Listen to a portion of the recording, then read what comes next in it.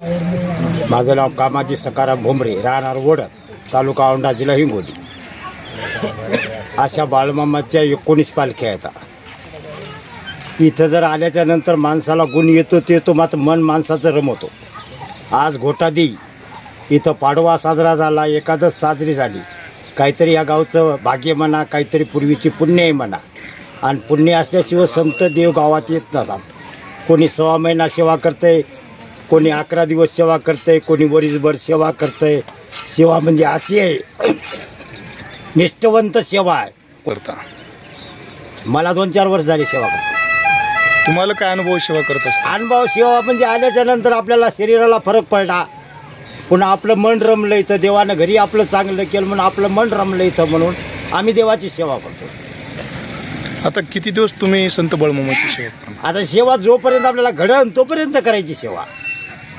मग आता इथं पालखीवर कोणतं निवेदन तुमच्या हक्क आहे?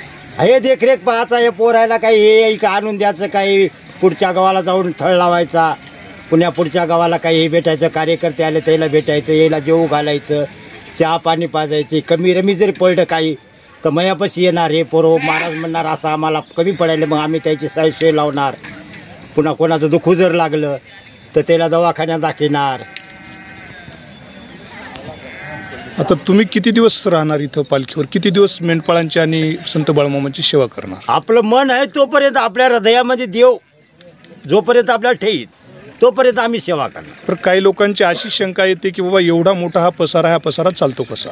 हे देवाचा देव आहे ना संग.